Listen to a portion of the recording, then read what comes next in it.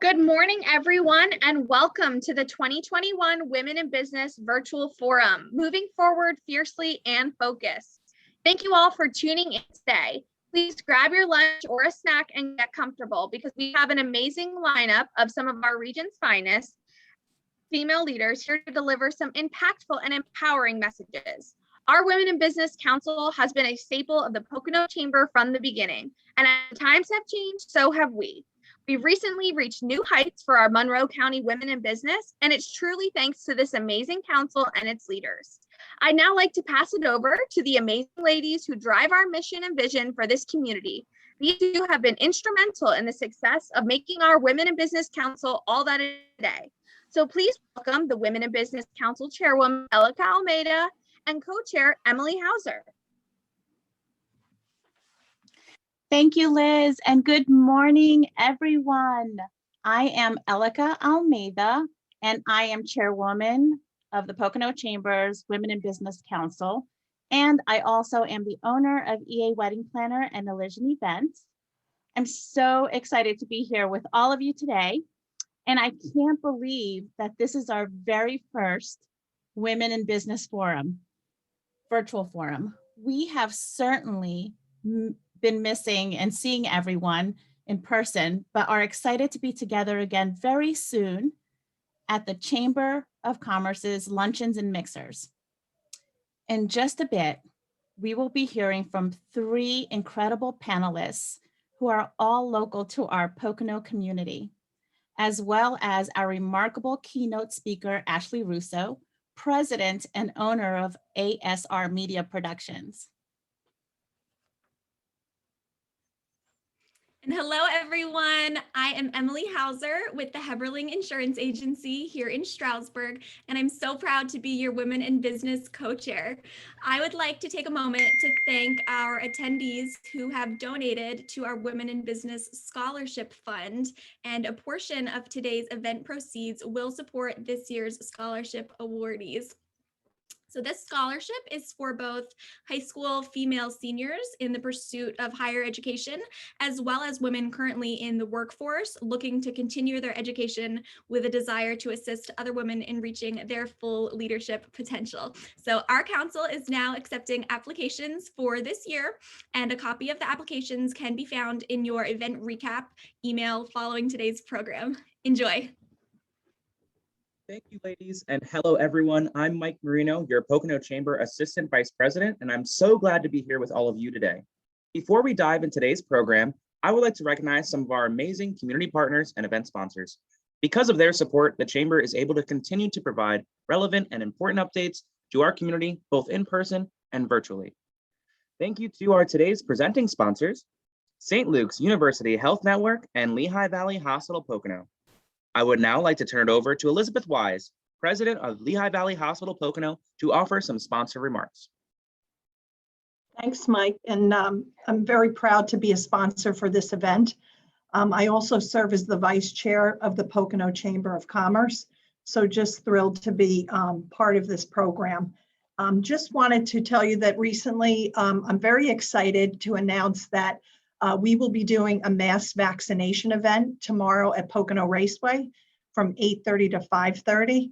Many of you, we see comments on social media asking when LVHN is going to be bringing such an event, and thrilled to be part of that tomorrow, where we will administer more than 3,000 vaccinations. Additionally, we continue to vaccinate at not only our hospital, but also 3 of our Lehigh Valley physician group sites at East Stroudsburg, Bartonsville, and Tobyhanna. So, you know, we're currently vaccinating Group 1A through the state and the Pennsylvania Department of Health, but I encourage all of you to sign up for mylvhn.org, and you will be notified through that portal, in addition to 1-833 LVHN CVD number that you can call to schedule a vaccination when it is your time. So thrilled to be part of this event. Thank you for having me, and have a great Women in Business luncheon. Thanks, Mike. Thank you, Elizabeth. Thank you for all you do for our chamber and our community at large. Now, please enjoy this brief commercial.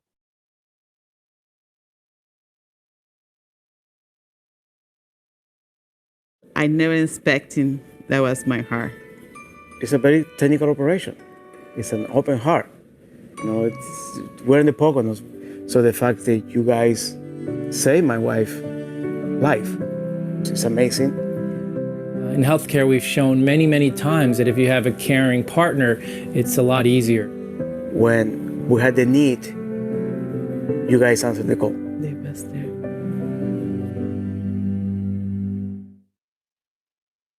Well, that was extremely touching. I would also like to thank our presenting sponsor, St. Luke's University Health Network Monroe Campus. St. Luke's University Health Network has an unwavering commitment to excellence as they care for the sick and injured, educate physicians, nurses, and other healthcare providers, and improve access to care in the communities they serve. Please enjoy this Pocono Magazine episode featuring St. Luke's Monroe Campus.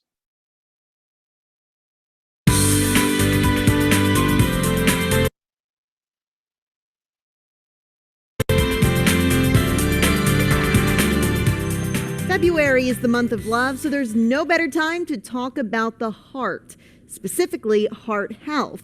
Check out this story from a local patient and his doctor.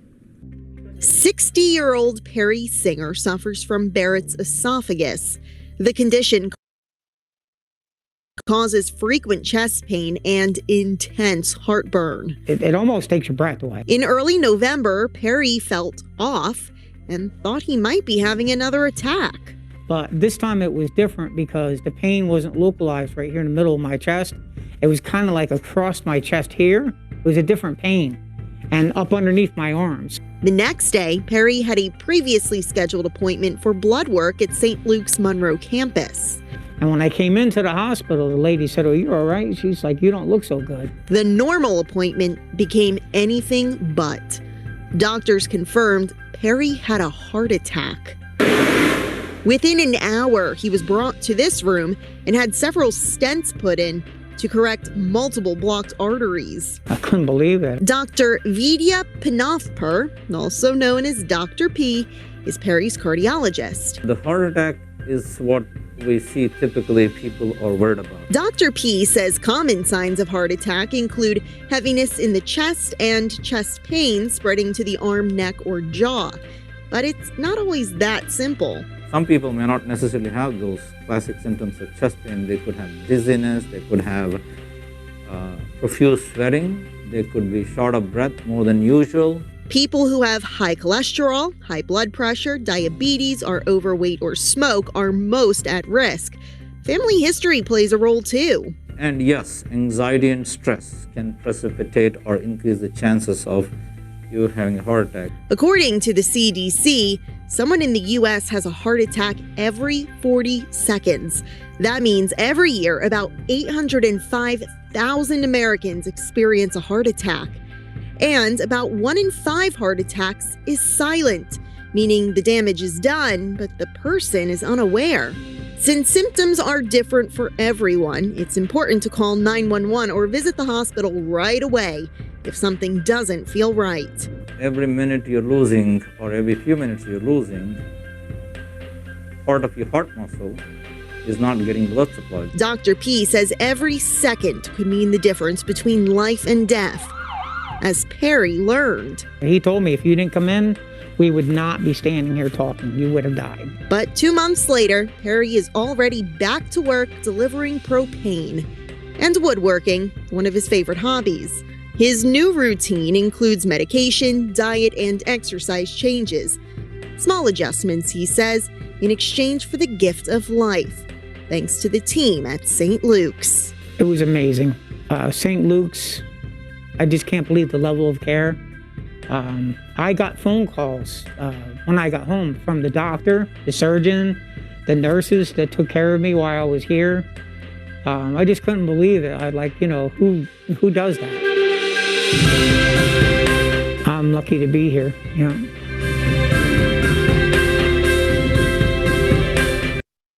All right, last Can't believe the level. but not least, a special shout out to today's Gold Spotlight sponsor and virtual door prize partner, TCB Promotions. TCB has been a fantastic partner of the Chamber, providing merch for both our Pickle Me Pocono Festival and Pocono Pride Community Day. Their mission is to help you create long-lasting relationships with your clients, through the power of promotional products. Thank you, Mike. And we truly appreciate these amazing companies supporting our Women in Business Council time and time again.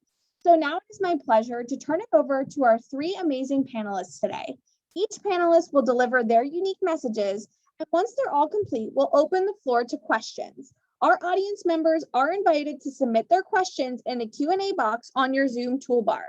Please specify if your question is for one of the speakers or all three. So without further ado, I would like to pass it over to Elika. Our first panelist today is Jamie Kizer, serial entrepreneur and certified business coach. She is the Interim Director of Entrepreneurship for East Stroudsburg University. Jamie, the floor is all yours. Oh, sounds great. Thank you so much.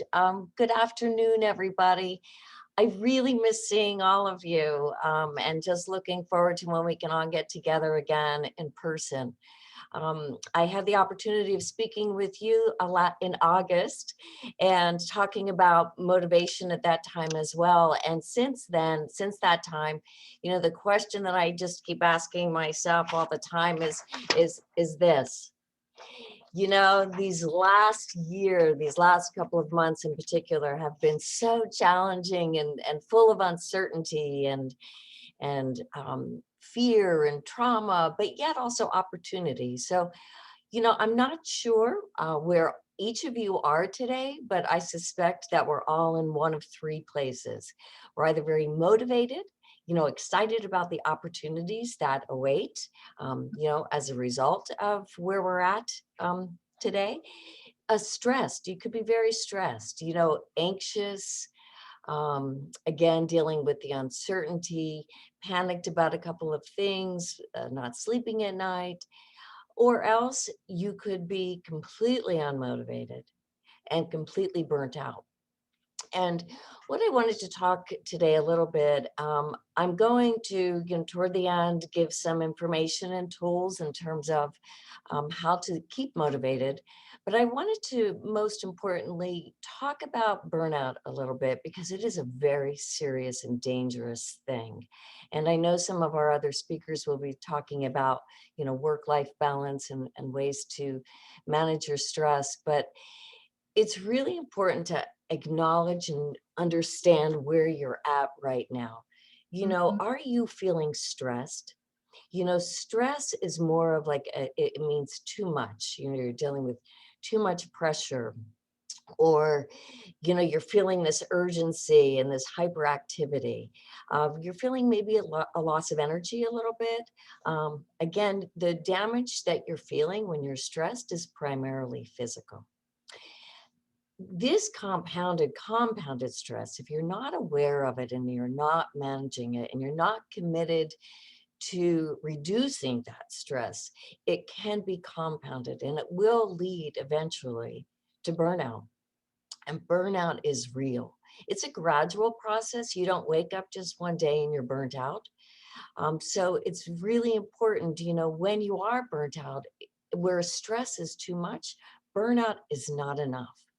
You are empty, you are drained, there is nothing more to give. And you're completely unmotivated, your emotions are blunted, you start to disengage with everyone, you're not motivated, you start to become detached, depressed. You know, the primary damage that you're doing to yourself when you're through burnout is physical. I mean, is emotional damage. So I just want to take a minute to talk a little bit about if you are feeling burnt out, there's a 3R approach to it. And again, because it happens gradually, recognize the warning signs.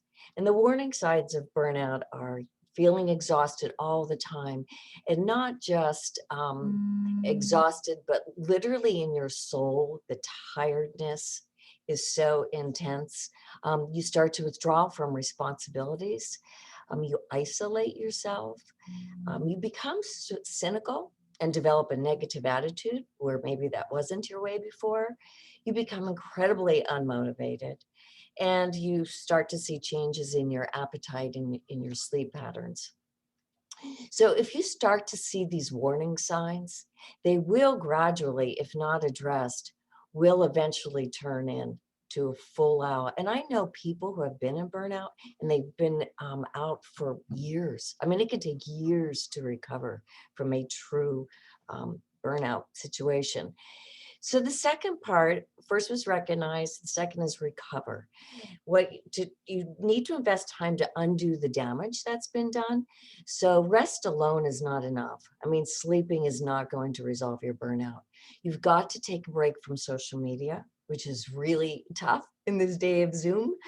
Exercise, yoga and walking, more of, nothing too strenuous, because you have to remember when you're recovering from burnout, it is a slow process. It happened to you gradually, and you're going to heal from it gradually as well. Obviously, avoid negative people. Connect with your community, and that's where, like, this group here at the Chamber is such a valuable resource. It is full of women, and many of you I know who are authentic and genuine and committed to each other and lifting each other. So lean into that community. Also, acknowledge where you're at and be kind with yourself and set boundaries.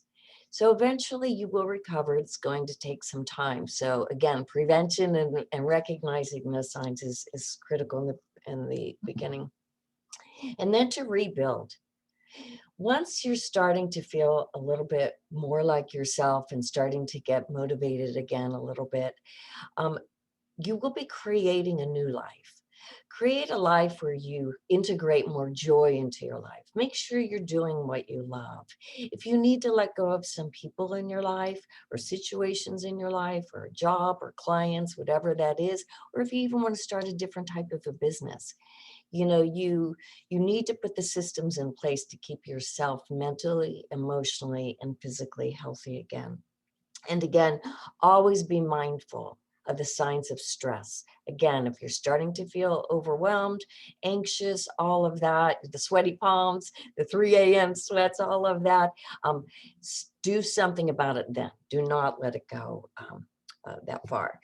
So in terms of how to stay motivated, for those of you who are already motivated or just need some motivation, who aren't burnt out yet, remember, motivation is an internal process, but you can find inspiration externally through books, through people, through volunteer work.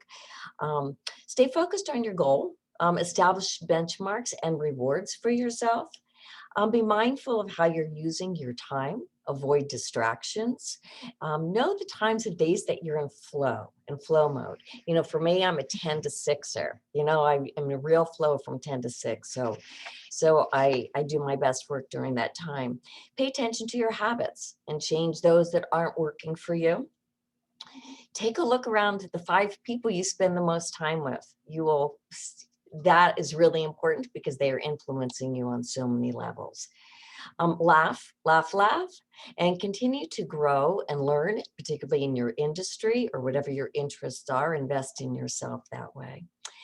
So the key takeaways that I want you to have today is, first of all, this past year has really been life-altering for many of us, and in some cases could have even been traumatic. So stay connected with yourself physically, emotionally, and mentally. Also, check in with yourself when you're feeling stressed and try to manage that. Remember the warning signs of burnout that we talked about today, and know that you are not alone. So thank you very much. And again, I'm committed to each of you in our community. I think the Pocono Chamber, and I look forward to seeing you soon.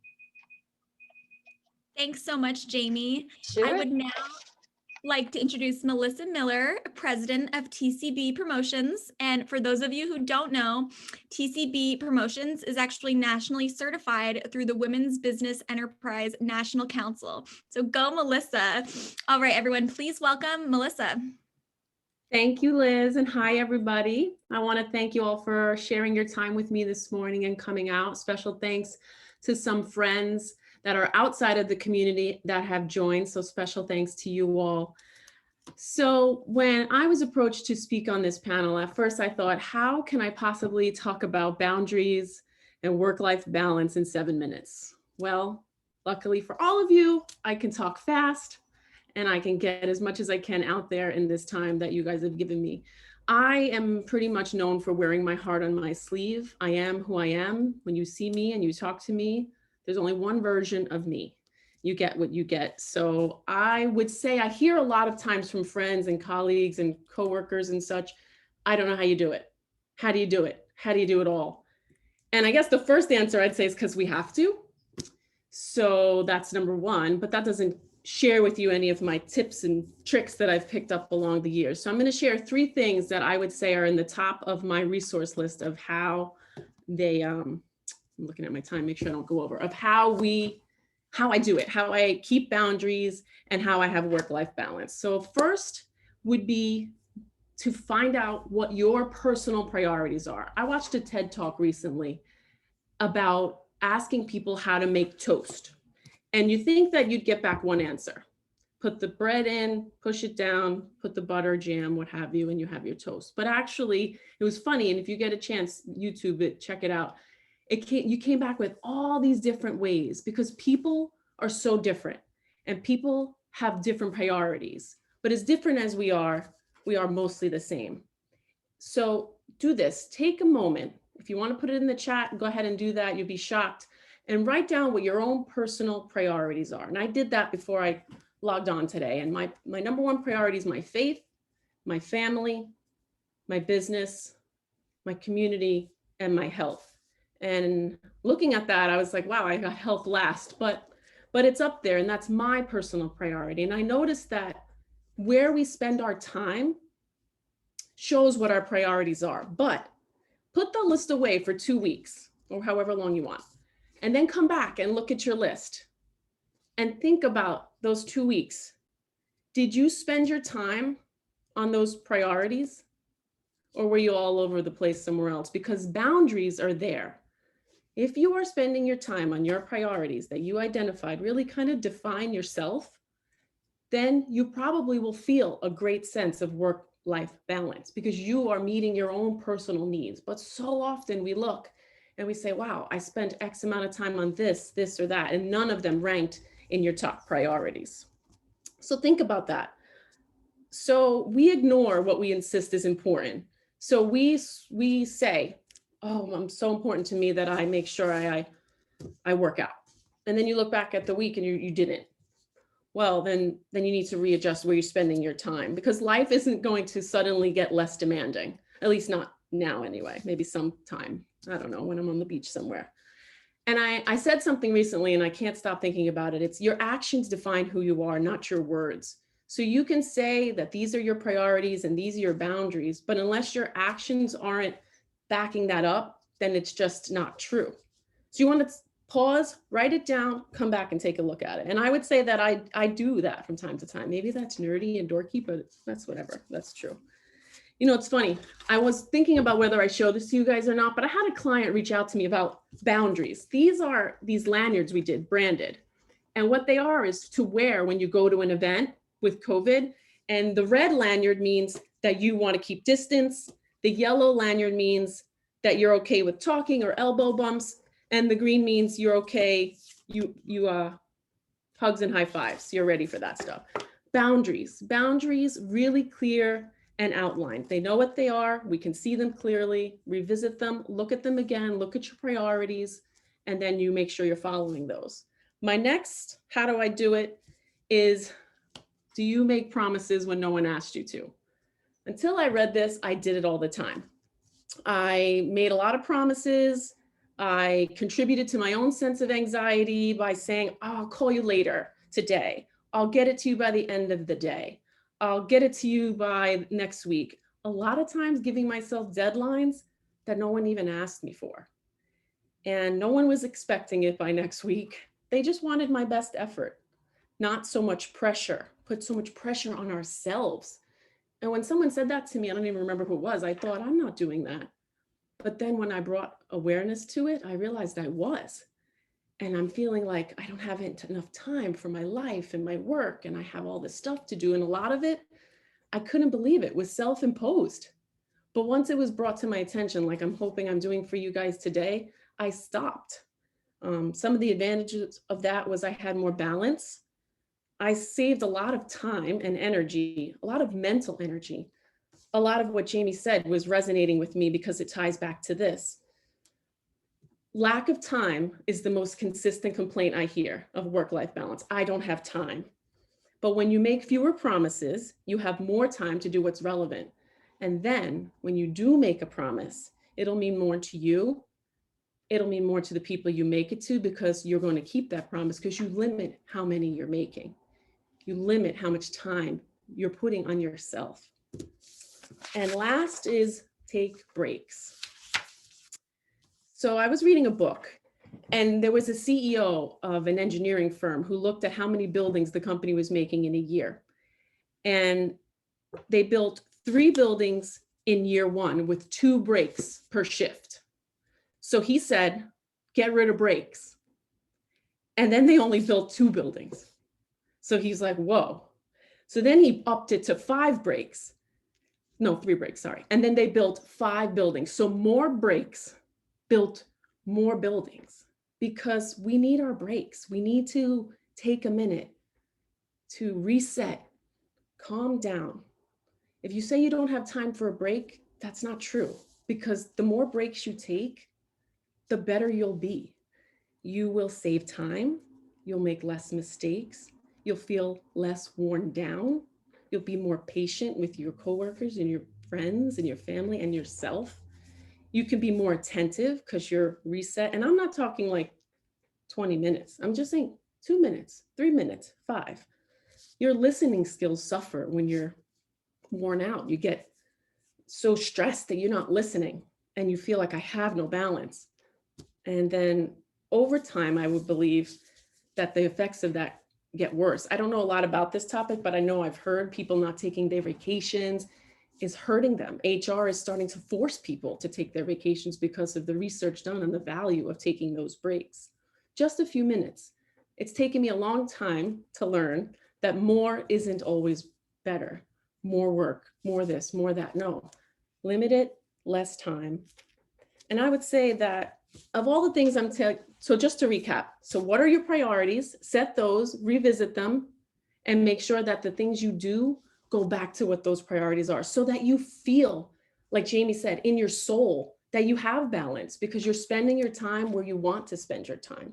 And this isn't all going to be some miracle solution. It's just ways to kind of look at what we're doing and see how we can always improve, always getting better. I tell my kids all the time, just be a little better today.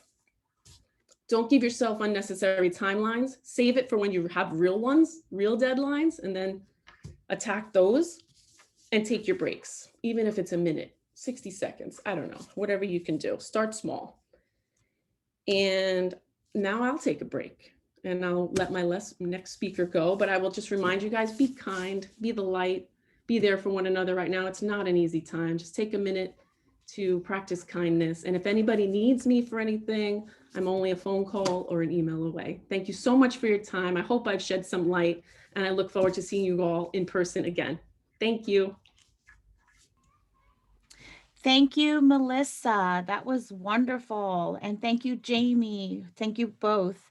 I know I certainly needed this reminder, and the reminders and all the advice. I thank you both. I can definitely resonate with what you both have shared, and I know many of us can as well. I would now like to introduce Herline Raphael, a board-certified adult gerontology nurse practitioner, wellness coach, and a doctorate candidate in lifestyle medicine. Sorry.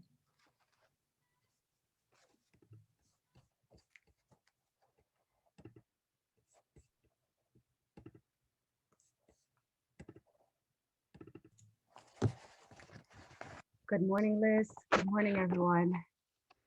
Good morning to the committee of the Chamber.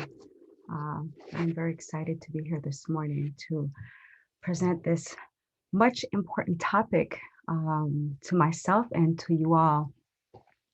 Nutrients, how they relate to disease process. Hippocrates reminds us, let food be your medicine and medicine be your food. Nutrition is the most powerful medicine.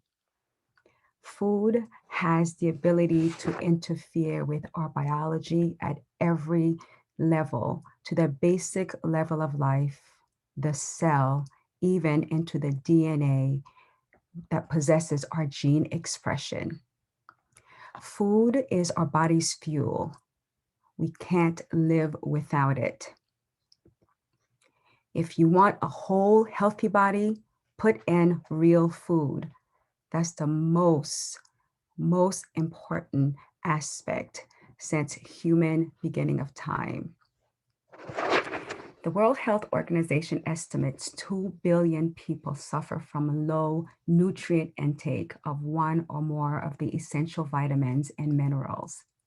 Personally, I would say 100% of us do not take enough or is missing some of the basic nutrients to create health and wellness, well-being, and to help us with development, proper development.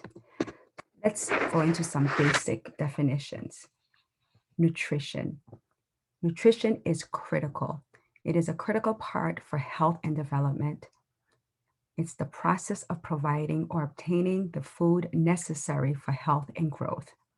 Nutrition is the study of nutrients in food, how the body uses them, and the relationship between food, health, and disease process. This is from WHO.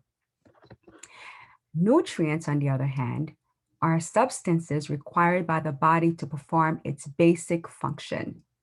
Since the human body does not synthesize nutrients, they must be obtained from the diet, making them essential. Nutrients are used to produce energy, repair, growth and development, immunity, and maintain overall health and well-being. There are 6 major nutrients, and I will not go into details, but I can list them real quick.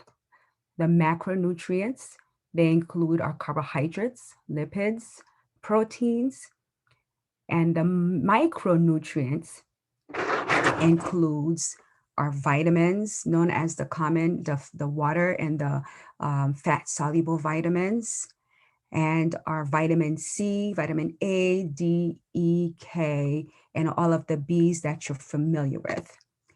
Micronutrients also includes minerals. And then the last category is water. Nutrient deficient. Nutritional deficiency occurs when the body is not getting enough nutrients, such as vitamins, minerals, which are required by the body to stay healthy and function properly to ensure growth and overall development. There are a number of conditions that can cause by nutritional deficiencies. Nutritional deficiency can lead to lack of energy, digestive problems, food allergies, weight gain, depression and anxiety. Our most prevalent chronic diseases like cardiovascular disease, diabetes, hypertension. We have cancer, ADHD, hormonal dysfunction, sexual dysfunction, low libido, bipolar disorder, mood swings, and dementia.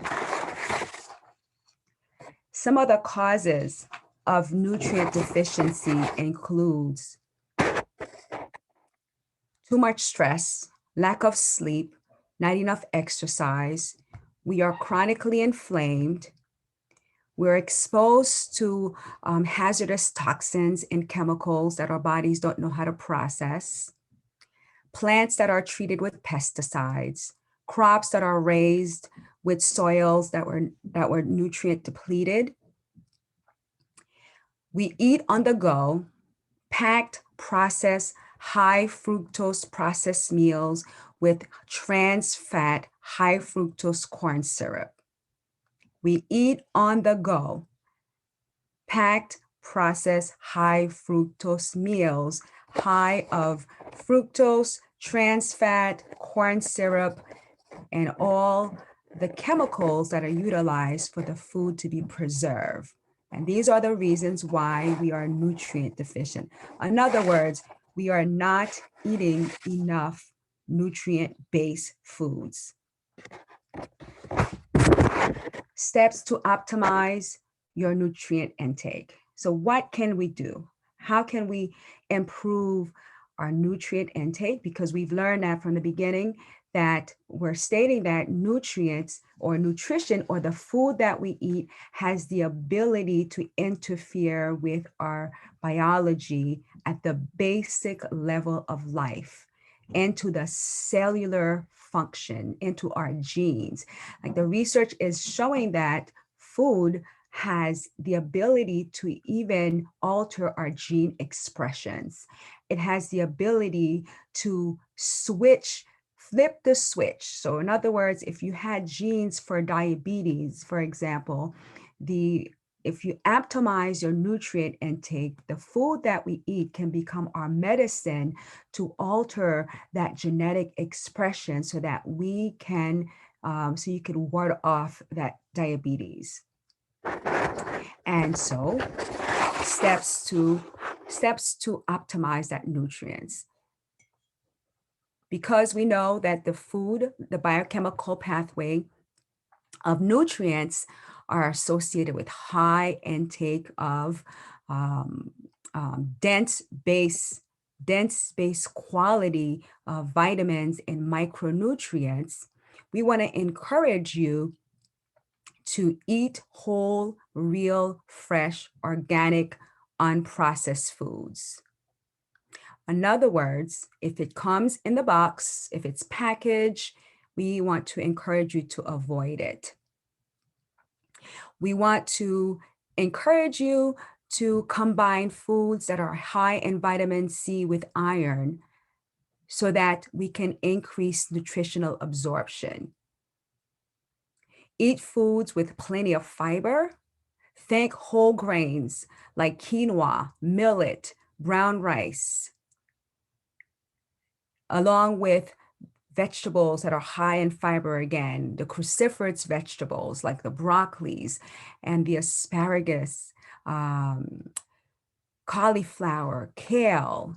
Fiber is essential for balancing blood sugar to maintain healthy bowels, as well as those foods that can be also associated with prebiotics. The prebiotics, when we eat foods that are high in fiber with prebiotic effects, when we eat them, they convert into short chain fatty acids, which ferments in our gut, turns into probiotics to help build the microbiome to give us quality bacteria.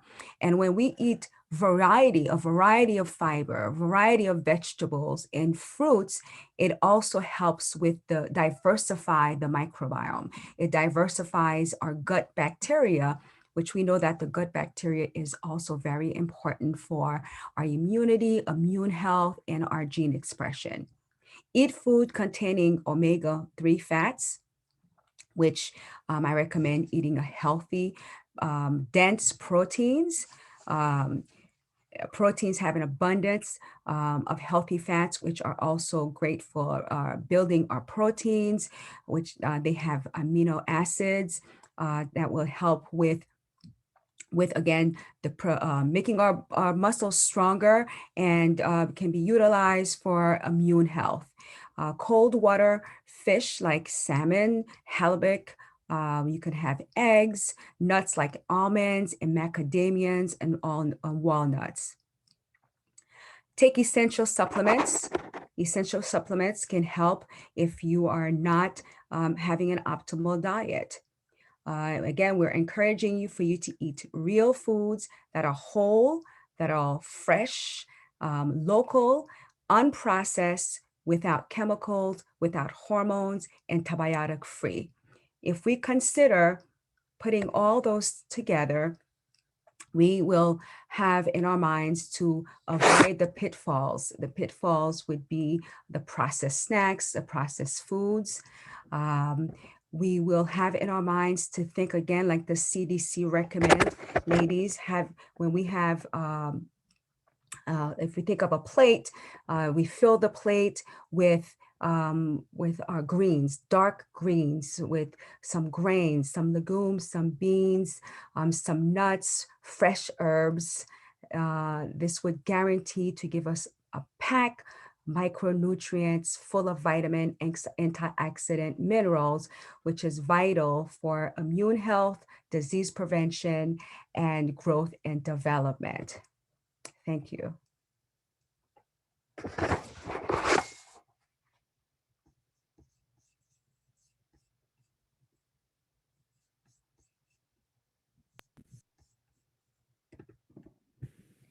Thank you so much, Herline. That was really great information. I would now like to welcome all of our panelists to go ahead and turn on their webcams and offer their input on the questions we've received from the audience. I'm just going to read them aloud. We've received quite a few, so we'll cover as many as possible. The first question we got is actually for Melissa, and that is, in terms of taking breaks, how do you vocalize this need for employers who have mindsets who do not understand the value? So how do you start that conversation with your employer? I would think scheduling a meeting. I know a lot of times we want to envision problems bigger than they actually turn out to be. And I'm going to make some assumptions here that there's some bit of reasonableness in this person as a business owner. I would schedule some time, explain the value that you see in breaks. It might even be fun based on their personality if you can share some of the research, and I'm happy to share that article I told you about, because I think right away business owners who might have been burned might think they might be taken advantage of. So I really do think it's about that conversation, sharing why you need breaks, the value, even mentioning this topic and say, I was attending this event and I learned this, what do you think? And I would just say, be brave, move forward fiercely and go into that office and say, this is how I feel. And you never know, you can make a big difference, not only in your life, but in your coworkers' lives. Thank you, Melissa. That's a great answer. So our next question, this one's probably going to go more towards Jamie, and that is, how do you know if you are approaching burnout, and what is the best first step?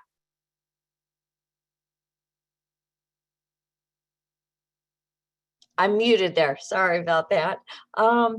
In terms of the very first sign, it's actually procrastination.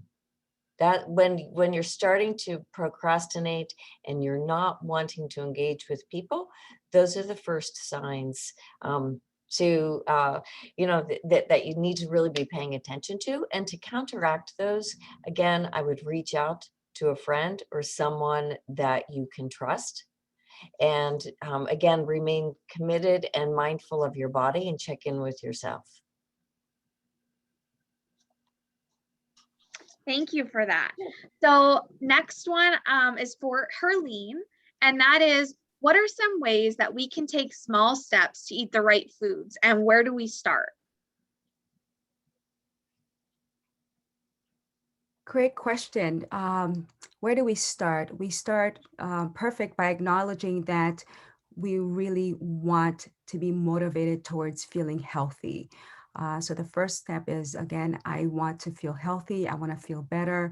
I want to prevent chronic diseases. And, I'm going to answer two questions. The other question was, organic foods are very expensive, or fruits and vegetables are very expensive. So what do we do? I would say, look at your health as an investment, and the desire to invest in something that you want to maintain, and you want to keep going. You want to keep that machine going. So number one, create menus that are realistic for you. If you don't like fruits and vegetables, identify the ones that you truly like. Identify the ones that you can resonate with, or that are palatable. Secondly, I would say, again, think of it as an investment. Don't think of it as a burden. Because if you think of it as a burden, again, it's going to be difficult for you to make that step towards that change. The third step is to consult with a practitioner, a nutritionist, a dietitian, or your healthcare provider that can sit down with you to help you evaluate those specific dietary changes, nutritional changes that will be pertinent to you, to your specific gene, to your specific health and chronic diseases, so that you can be much more optimal in the choices that you make. Thank you, Herline. That was super helpful. So another question for Jamie, and that is, how do you really know that you are in burnout? Sometimes feeling overwhelmed feels like burnout. And this person says that they were in a complete burnout when they had an anxiety attack, but didn't realize that until they were fired and had truly had time to reflect. So what's the difference between burnout and just feeling overwhelmed? Feeling overwhelmed, again, it's a feeling of, too much, like you've got too much to do, but you're still motivated. You still have a lot to do and you're still looking forward. But again, when that stress is compounded, even as much as you try to manage it, burnout is something that happens gradually and that you're not aware of. And when you know that you're in true burnout is when you no longer find joy in anything. You don't find joy in the things that you used to. Even talking to people is too much energy. You get up in the morning and you don't have a why, you don't have a purpose. You feel very defeated and empty, like nothing's coming. And it's very interesting because burnout is very different than depression as well. I mean, depression can be part of or as a result of burnout, but that's where being mindful and really learning about yourself in terms of how you're feeling and checking with yourself regularly to say, hey, am I depressed? Am I unmotivated? Am I burnt out, or am I just overwhelmed and having stress? So, but I'm very sorry that they had to go through burnout because it's ugly. It's not easy. All right. Thank you. So we have time for two more questions, and then we're going to go into our keynote. And if we have time at the end, we can come back to questions, but I definitely want to make sure that we have enough time for everything on our schedule today. So the next question, Melissa, this one was for you, and that is, how do you tackle hard tasks in your schedule, head on, or do you schedule them? Well, a long time ago, developed two strategies that I use still today. I even teach them to the people that partner with me. So I always make a to-do list every day, either the night before or the morning of. And I categorize them by A, B, C. A has to be done, like no matter what. And this is like for real A. You barely give out an A, like my professors in college. You give an A to the thing that really has to be done or something pretty bad is going to happen. Okay, and then you put your B's to the things you want to do today, would be great if you do today. Those are B's. And C's, the things that could probably wait, but you want them on a list so you don't forget.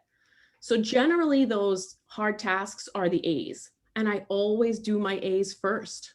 I just get them out of the way. So, and to your point, do I schedule them? Yes, pretty much all of my day is always scheduled. I have some room in my calendar for the got-a-minute moments, as my coach, Rick Franzo, tells me. I have those got-a-minute moments on my calendar, but mostly I'm operating on that A, B, C to-do list daily. And if anybody that works with me is on the call, I'm sure they can put in the chat box that I've taught them that strategy too. So that's how I handle that. Awesome. Thank you so much, Melissa. So one more question. This is going to be for all of the panelists to do a quick answer. It's Friday. We're heading into the weekend, but when we all come back to work on Monday, what is the first step? What is one small piece of advice that you think everyone could kind of benefit from as we come back on Monday? What is one small change we can all make in our lives to make it better? So Melissa, if you want to start, since you're on. I would be present. Be present where you are. Don't be in this meeting thinking about your 2 o'clock meeting, thinking about your 4 o'clock thing. Be present where you are. Thank you. And Herline?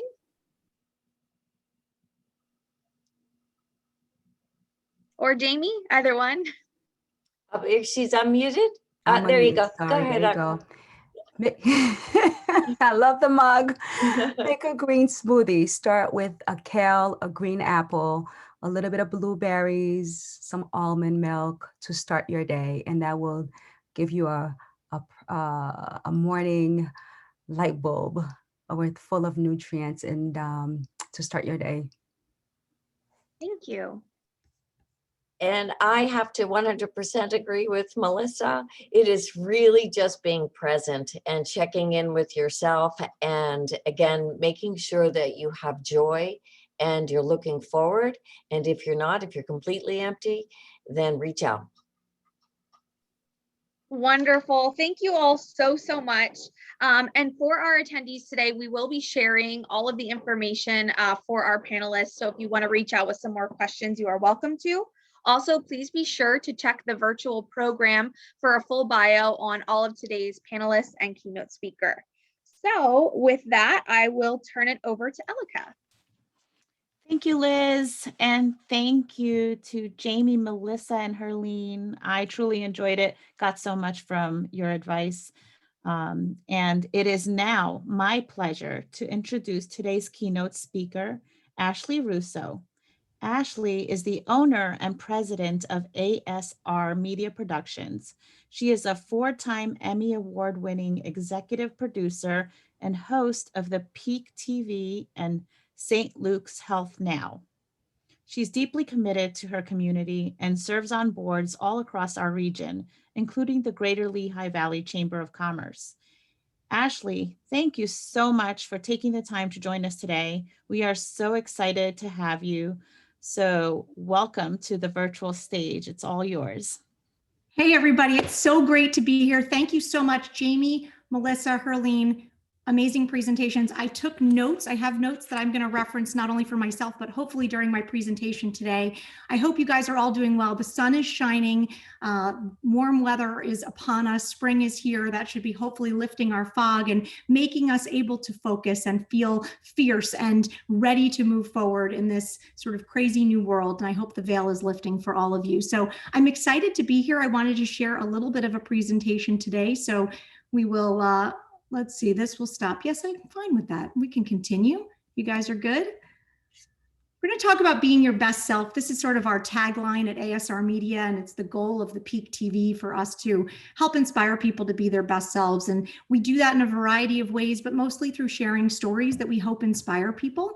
And I wanted to sort of make the subtext thriving in a complex world because we've all experienced more complexity than I think we ever thought. And so I'm going to touch on a few points here today. I encourage you to please leave comments in the comment section or put questions. We're going to leave room for that. And I would like to key off of what the other women have already shared here today. So this has been a theme that I've been working with for the last few months. I get calls a lot, or I interact with different people in different mastermind groups or working groups or my staff. And I find a lot of interns or kids that come in shadow, they're very fixated on the idea of finding the path. I get calls from a lot of women who have maybe taken off some time to raise their families and they're looking to get back into the workforce, and they talk a lot about the path. And my advice is to find a path, not the path. I think that we have building blocks. Every step forward is so important. So each thing you do will build upon the other. And I would say the older you are, probably the more hindsight and perspective you have that would give you anecdotal knowledge of that. And so sometimes the direction doesn't matter. Make a contact, get out there, volunteer. Be reflective of your experiences. When you look at change as opportunity, you will see possibilities around every corner rather than roadblocks. And that's the biggest thing. So don't look at the path with all the roadblocks and how can I do this and how will I be able to do that? Rather take a step, move forward, make connections, and look for opportunity wherever you can. And I'm sure many of you have heard this expression, but don't let perfect be the enemy of good. I spent a lot of years being a perfectionist. I still like to think that I strive for excellence in everything that I do, but that doesn't mean that sometimes you don't say, this is a good job. This is appropriate for this circumstance, and now I'm going to move forward. That allows you to be decisive. It allows you to try things, and it allows you to feel free while you're building those blocks. So find a path, not the path. play to your strengths. I know Jamie, as a business coach, I'm sure you use this phraseology or something similar. I have a business coach as well. I know Melissa, you mentioned using a coach. So you're going to hear a theme out there. This is something where we use professionals for all areas of our life. You know, Herline, you'd call if you want to learn a little bit more about healthy eating. So if you want to learn about running a healthy business or being a healthy professional, you might want to consider a coach. Knowing your strength is so key. You're worth really what you bring to the table. So being in touch with the value that you bring to any situation or any organization is really important. And that will allow you to also say, what are you not so good at? So I'll give you an example for me. I'm capable of doing my QuickBooks and my invoicing. I've learned how to do it. I'm not good at it. I avoid it. It takes me a lot of time. And so I realized as my business grew that that was something I needed to get a professional to help me with. And I got a bookkeeper, and it freed up so much time, not just actual time, but mental time and the space for me to do other things that play to my strengths. And that's what's great, is to find someone who can support you. And it leaves a lot of room for everyone to bring their strengths to the table. And so I think by being a lifelong learner, you're able to learn new things, but you're able then to ask yourself the question, just because I can doesn't mean I should. So I say that a lot. I can do this, but am I really the right person to be doing that? And as you develop in your career, I think you'll find more and more opportunities to bring your strengths forward to those that you're working with. And people will really value you for that. And I also think you need to not be fearful when you say, this is something I'm willing to learn how to do. I don't know that it plays to my strengths, but Sharon over here, she's phenomenal at this piece, and it might be a great opportunity for us to cross-train, support each other, but then allow her to take the lead on that. I think that's really important. So you can see my quote, Sean Kanahayashi is my business coach.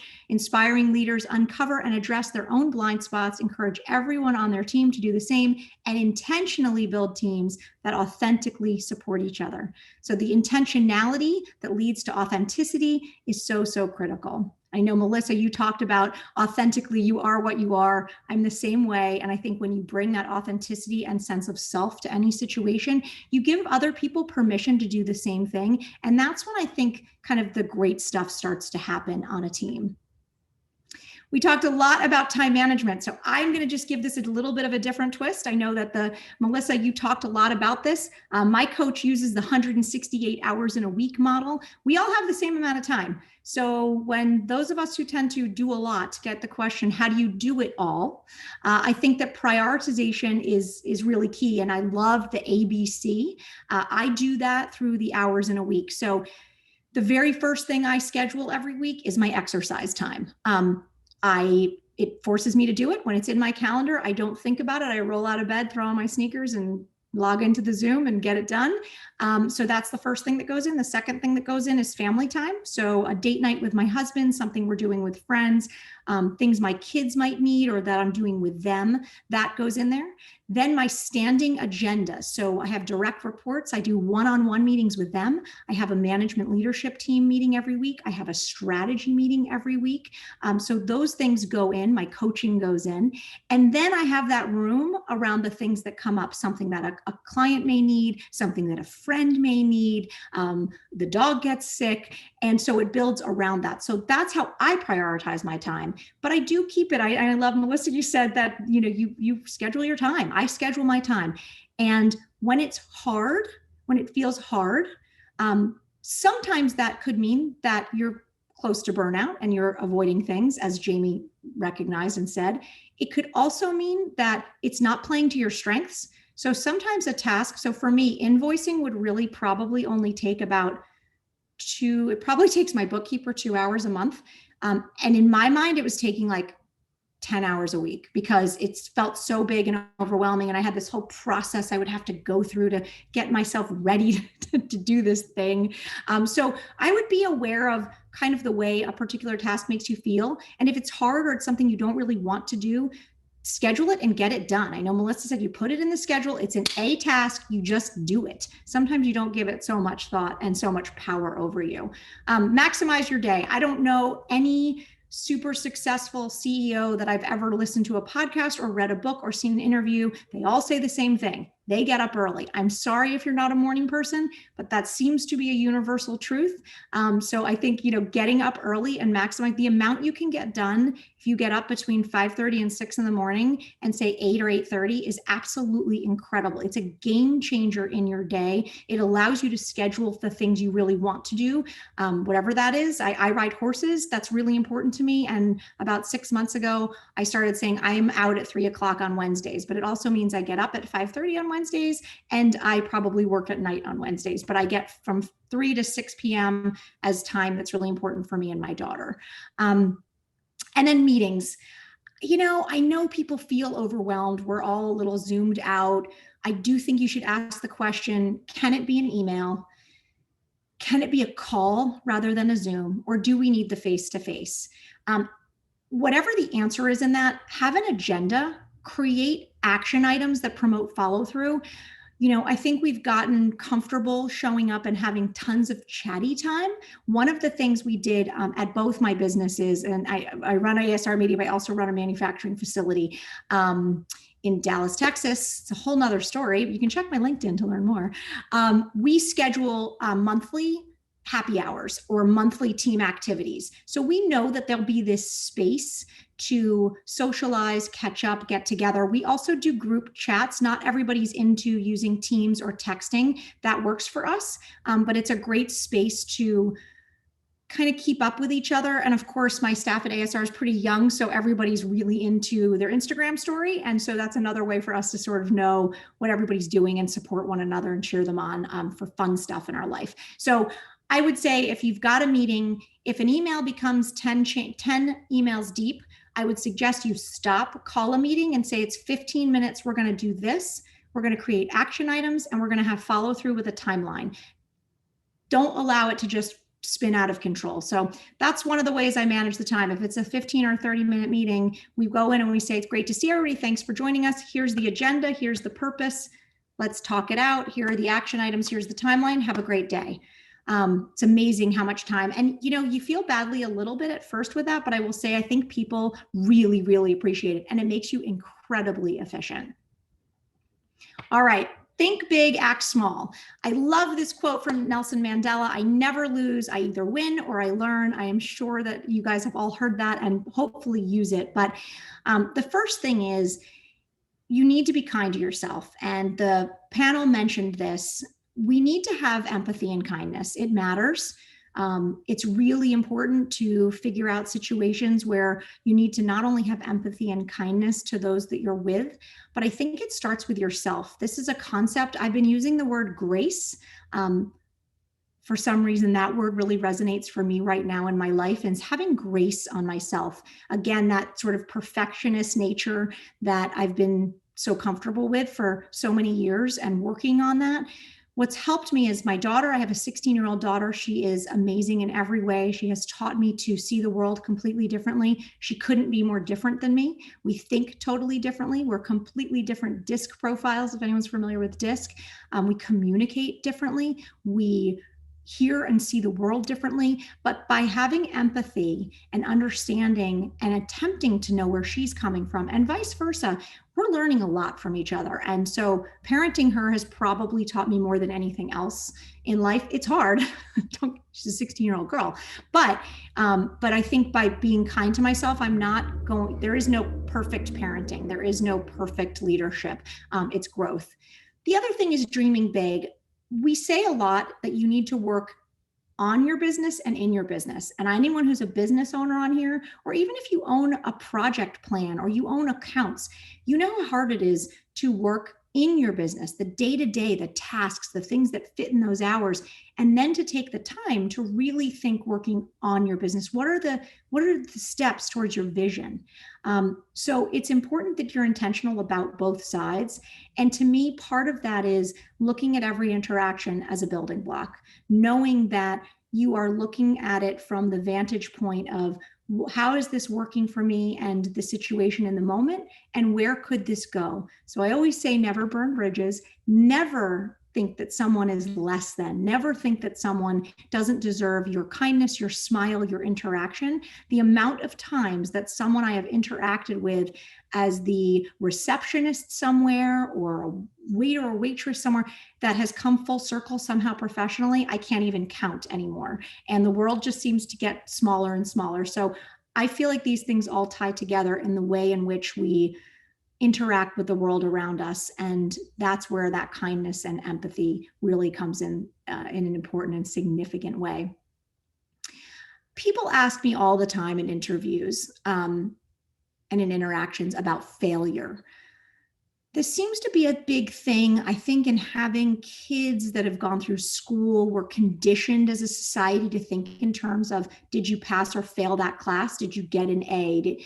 And so maybe we're all conditioned. I don't quite know where it comes from, but I don't love that methodology. I don't love thinking that way. It really never dawned on me. And I remember distinctly being interviewed kind of for something that felt relatively important, where I needed to have my thoughts together. And they asked me that question. And I thought, I don't know how to answer that because I don't really think of things as failures. And then I realized, boy, that probably sounds really arrogant. And I didn't mean it to at all, but it took me a little time and discussion with important people in my life, primarily women who really support me and we support each other through our business growth, to understand that when you look at challenge as opportunity, you don't really ever see things as a failure. You just see them as a building block. You see them as a step, and you're able to be reflective enough to note what worked and what didn't work. So I can think of things that didn't work. But for the most part, I'm always glad I tried them. I'm always glad, and I take something away. I build a relationship. I learn a skill. I gain someone in my life. It's just, so I really say, don't accept failure. Don't look at things as failure. Just look at them as opportunities. And this feeds into what our panel was talking about earlier. You are so much more than your job. My friend Marco Calderon, I want to give him a shout out. He's an amazing photographer in the area. He posted this the other day. So I told him, I'm stealing this. It's amazing. But if you see what I thought would make me productive, hard work, what actually does. And, Herline was talking about eating well. It's hard. It's a hard thing to do, but making eating well and exercise a priority. I'm a big shake person, Herline. So, throwing together those shakes. I love Daily Harvest. If no one's ever heard of that, it's awesome. Check it out. I don't represent them.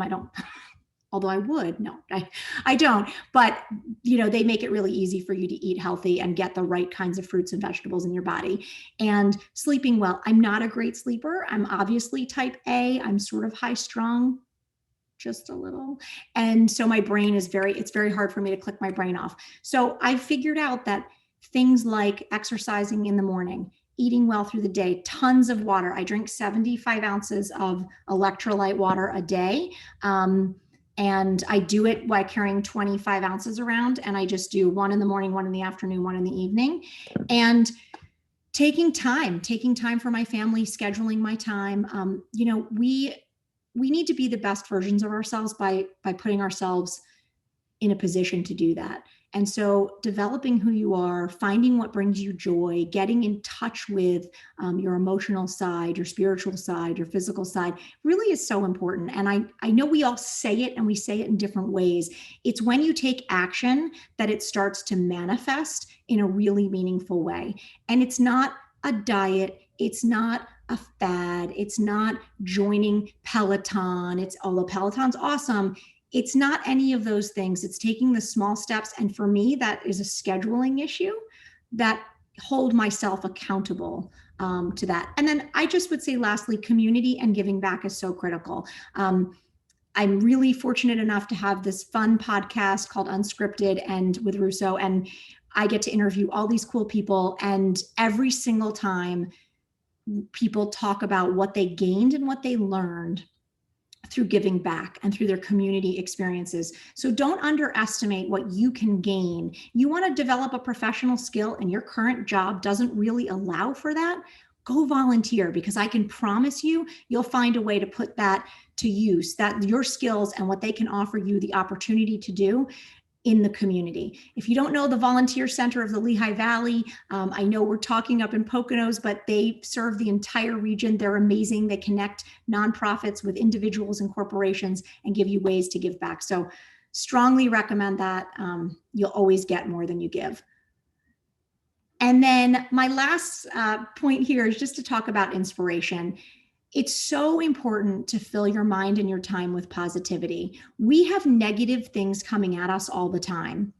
I don't pay a lot of mind to that. And I have 13 social media channels, but I have chosen to fill my feed and what I process with people and things and sayings that are largely positive. And if something happens to scroll, I scroll right past it. I don't read the rant. I don't get involved in that. I use time like cooking dinner, doing laundry, drying my hair. I put my AirPods in. You can listen to your AirPods through your hairdryer, in case you didn't know. And I always have audiobooks going. So I always have an audiobook and something that or a podcast, and I'm filling my mind with something good. Even if it's for 5 minutes, I find it incredibly helpful to keep propelling me through my day. And it's amazing how often the thing that happens to come on is the very thing I needed that day. So I can't underscore that enough. Mastermind groups, networking groups, if you aren't a part of one, join something. Again, something like the Chamber and this group here today is so powerful, but seek it out. Start your own. I have a group called CEO. It stands for Challenge Each Other. We even have matching necklaces. Yep, grown women matching necklaces. It says CEO. And there are 6 women. We all own our own small businesses. They're all different types of businesses. We've grown at different rates. We've had different challenges, but we come together in a group chat and then once a month, whether it's on Zoom because of COVID or in person. And we really just use it as an opportunity to laugh, to support each other, to cry, and have that outlet. And so that kind of goes to supporting, surrounding yourself with people that you admire. Don't hesitate to reach out to people that you admire. Interact with them. You'll be shocked at how often someone's willing to have a conversation, a phone call. Anytime I'm in the car, I pretty much have a phone call scheduled, and that's a great time. I love meeting people. I love chatting with people, and leaders want to share what they've learned and they want to learn from you. Make time for your family. If your friends are your family, make time for them. Be careful with emotions. I don't mean not to feel things, but be careful not to react. Try to take the time to take the breath. It's the old count to 10, sleep on it. If you feel that something has really crossed your boundary or something has really ignited a strong emotion in you, I would really recommend that you take a breath, sleep on it, take a walk. You'll be amazed at how quickly your perspective changes when you get a little space from it. I'm a very intense, passionate person, and this took me a long time. God bless my husband. He's been with me almost 30 years, since I was 16. So I don't know how he's dealt with me all these years, but it works. And he's appreciative when I take a breath. So, I think that's really important in every facet of our life. His favorite saying is, you can be right or you can be happy. And it has never meant more to me than it does at this stage of my life. I have 2 teenagers. They're going to college back to back in the next 2 years. I'm running 3 businesses. I'm blessed with an amazing family structure. Like everyone else, there have been amazing highs and amazing lows this year. My father-in-law has battled COVID for over 5 months. He's in the hospital and doing really well now, but that's been an unbelievable journey.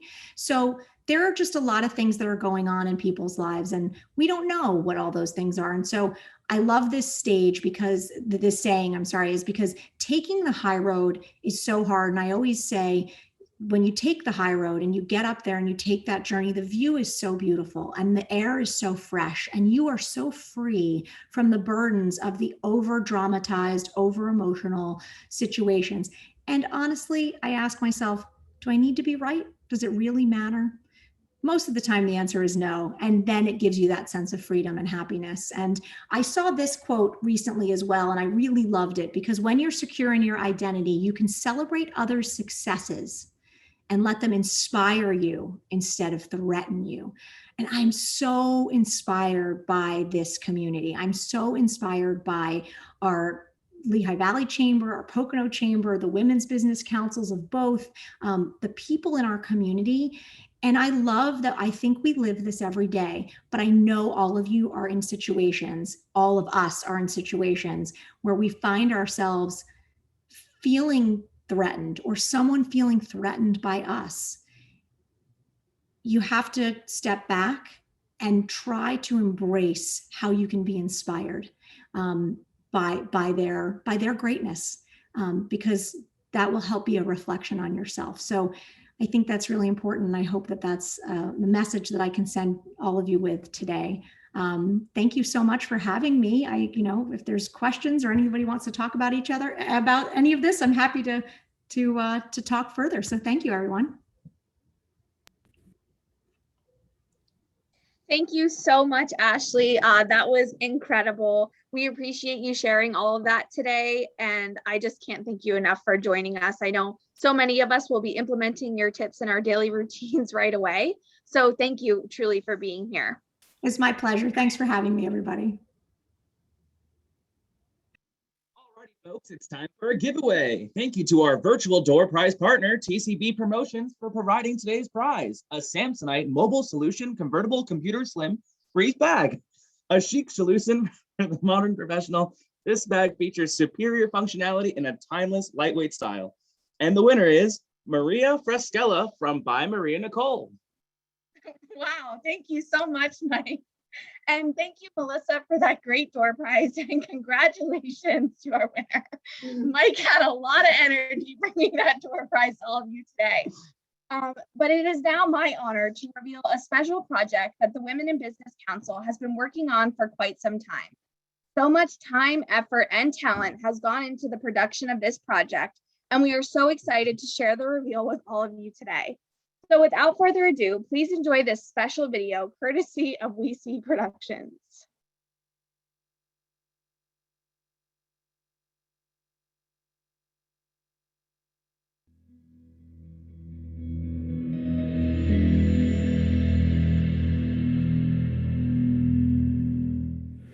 I'm Liz Blos, the Executive Director of the Pocono Chamber of Commerce. The Pocono Chamber has been a voice in business here in Monroe County since 1910. And as the times have changed, so have we. Today, we offer our membership a wide variety of benefits, including workshops, seminars, in-person and virtual events, as well as discounted promotions and advertising opportunities.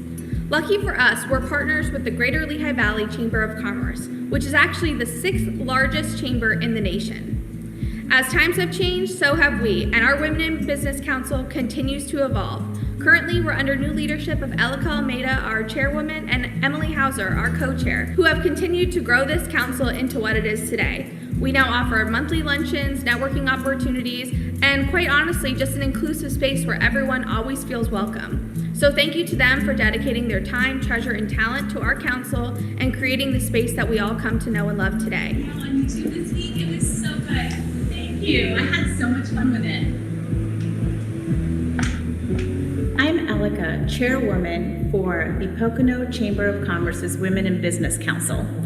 And I'm Emily, the co-chair for the Women in Business Council. Our mission at the Women in Business Council is growing, learning, and supporting women in business so they can be their authentic selves and feel confident and powerful in the workforce. Emily, we've come so far with our Women in Business Council. We really have.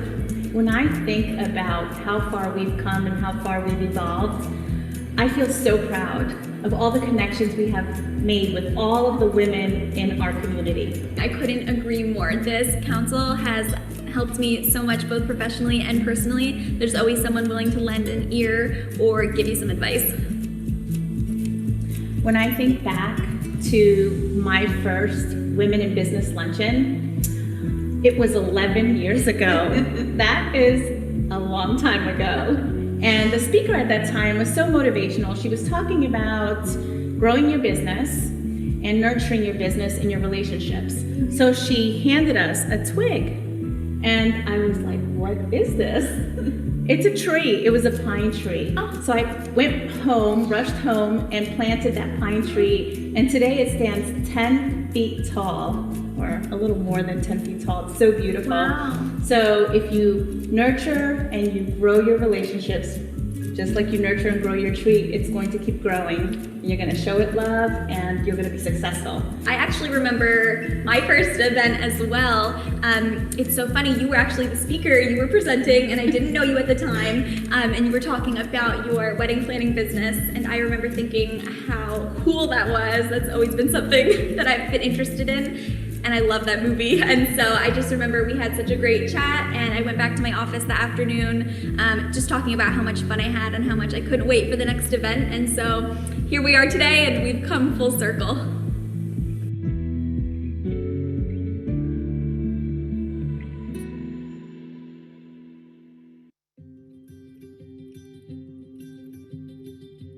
Hello, I am Debbie Petra Smith. My name is Lorena Roman. I'm Terry Price. My name is Bianca Ennis. I'm Melissa Miller. My name is Jennifer Narkovich. Lisa Deemer. Tiffany McDaniel. My name is Sam Washington. When I attend a Women in Business event, I feel empowered, connected, comfortable, excited, accepted, inspired, motivated, included. When I attend a Women in Business event, I feel energized. I feel the energy in the room every single time I walk in and start speaking to all of the women and men at our events. I don't remember my very first Women in Business event, but I can tell you about the one that made an impact on me. I was going through a very rough divorce. I was looking for ways to get out, to connect with new people, and I had signed up for a Women in Business luncheon, which I had attended several times before. At this particular luncheon, there was a complete change in the staff. They brought up new ideas like a young professionals committee, and I realized that the chamber was evolving and changing just as I was. I remember my first Women in Business event. I attended a luncheon at the invitation of a colleague, and I remember walking into the room feeling afraid. A room full of women. What were they going to talk about? What was it going to be like? Was I going to be accepted? And I must say, I felt so welcomed. Everyone was so inviting, and that's what kept me coming back. I am confident, spontaneous, outgoing, curious, motivated, creative, intelligent, optimistic, authentic, resourceful, mentor, passionate, and everybody knows I'm loud. What stands out for me is the unity amongst women in business in the community and the way that women come together to encourage, network, and empower one another. One of my favorite things about being a businesswoman and having the ability to affect others is to project authenticity, to encourage authenticity. So when I hear that statement, I'm just so happy that my favorite buzzword is included in that mission. I think we have a big responsibility because we take care not just from our homes, we take care also from our business itself. So I think to be successful is to find that balance.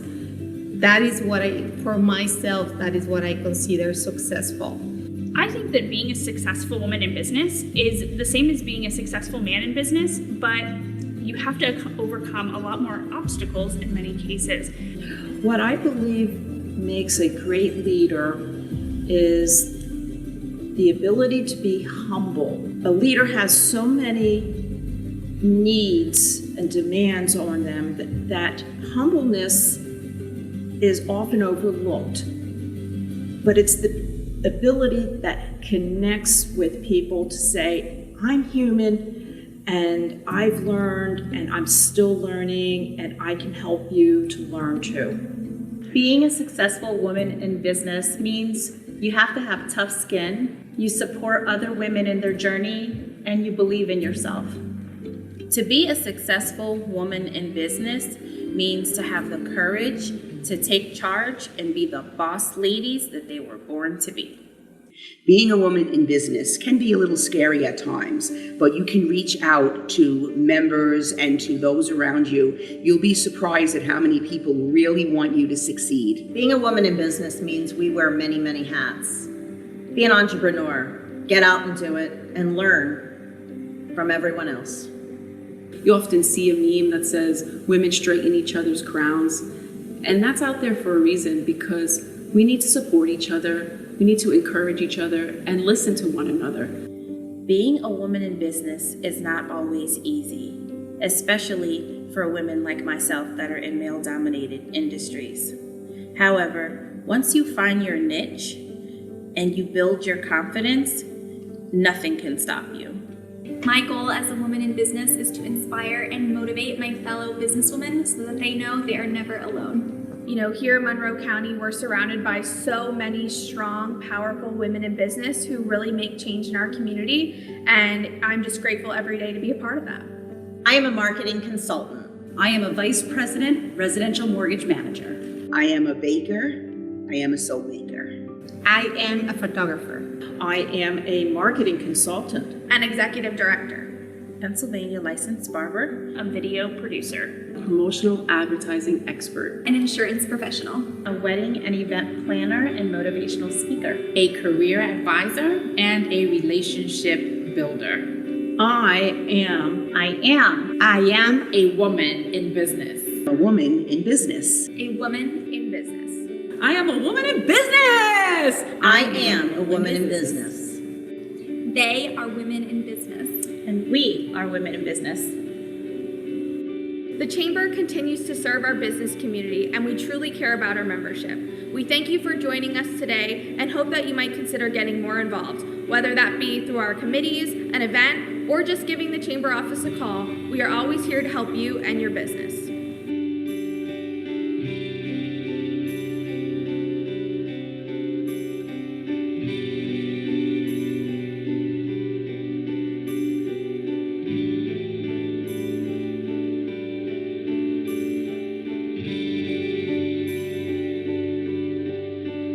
For more information, contact our Chamber team today. You can visit us at www.poconochamber.org or give us a call at 570-421-4433.